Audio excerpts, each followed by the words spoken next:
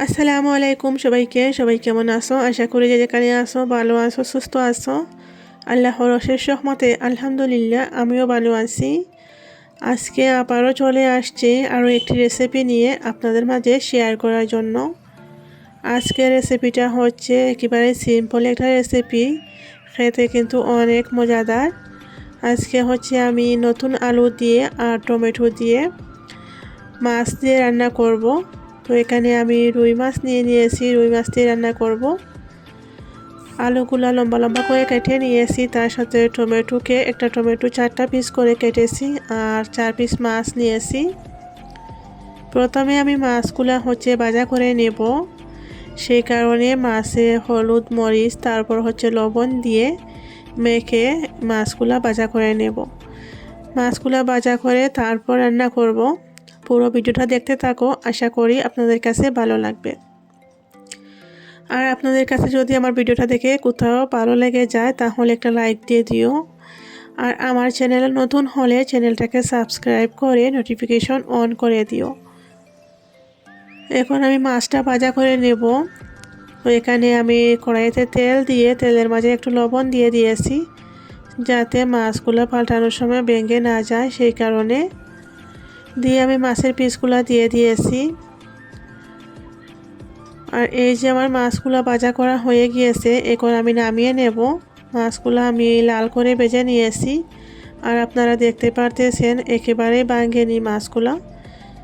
যখনই আপনারা মাছ ভাজা করবেন কড়াইয়ে তেলের মাঝে একটু লবণ দিয়ে করলে মাছগুলো অনেক সুন্দর থাকে, ভাঙে না। এখন আমি যে কড়াইতে মাছ ভাজা করেছি সেটাতেই পেঁয়াজ দিয়ে দিয়েছি। যে তেল রয়ে গিয়েছিল সেই তেল দিয়ে করে নেব, আর এক্সট্রা তেল দেব না এখানে। হালকা একটু জিরা দিয়েছি। এখন হচ্ছে একটু আদা রসুনের পেস্ট দেব, আধা চামচের মতো। আদা রসুনের পেস্ট দিয়ে এগুলো ভালো করে মিক্স করে নেব পেঁয়াজের সাথে। আমি আলুগুলো প্রথমে ভাজা করিনি, এখন আমি মশলা দেব না এখানে, আলুগুলা দিয়ে দেব। আলু দিয়ে আর এই তেল আর পেঁয়াজের সাথে ভালো করে ভেজে নেব। 1-2 মিনিট পর্যন্ত নাড়াচাড়া করে ভেজে নেব। আমি এখানে পরিমাণ মতো লবণ দিয়ে দিয়েছি। লবণ দিয়ে এখন হচ্ছে এগুলা ভালো করে চামচ দিয়ে নাড়াচাড়া করে ভাজা করার মতো করে নেব। কষানো হবে আর আমার আলুগুলা ভাজাও হবে। এইভাবে করলে অনেক মজা হয় খেতে। তো এগুলো আমি ভালো করে চামচ দিয়ে নাড়াচাড়া করে একদম ভাজা ভাজা টাইপের করে নিচ্ছি। তারপরে হচ্ছে মশলা ব্যবহার করব। এখন হচ্ছে আমি এখানে মশলা দিয়ে দিচ্ছি। মরিচের পাউডার 1 চামচ দিয়েছি, তারপরে হচ্ছে হলুদের পাউডার আধা চামচ আর ধনিয়া পাউডার হচ্ছে আধা চামচ দিয়েছি। এই সব মশলা দিয়ে টমেটো দিয়ে দিয়েছি। এখন আমি আবারও ভালো করে কষিয়ে নেব। মশলার সাথে ভালো করে কষাতে হবে, তাহলে টেস্টটাও ভালো আসবে। যে কোনো ধরনের সবজি রান্না করতে যত বেশি কষিয়ে রান্না করা হয় তত বেশি রান্নাটা মজা হয়। আমার কষানো হওয়ার পর আমি ঢাকনা দিয়ে রেখে দিয়েছিলাম 3 মিনিটের জন্য। 3 মিনিট পর আবারও চলে আসছি। এখন আলু থেকে হালকা একটু পানি বের হয়েছে। এখানে আমি আবারও ভালো করে নাড়াচাড়া করে নিচ্ছি, নিয়ে এখন আমি সিদ্ধ হওয়ার জন্য পানি ব্যবহার করতেছি। এখানে আমি সিদ্ধ হওয়ার জন্য পরিমাণ মতো পানি দিয়ে দিয়েছি, আর এই পানি দিয়ে পুরোপুরি আলুটা সিদ্ধ করে নেব। আলু সিদ্ধ হতে বেশি সময় লাগে না, সবাই জানি আমরা। তো আমি যে ঢাকনা দিয়ে রেখে দিয়েছিলাম, একেবারে আলুগুলো সিদ্ধ হওয়ার পরে ঢাকনা সরিয়ে নিয়েছি।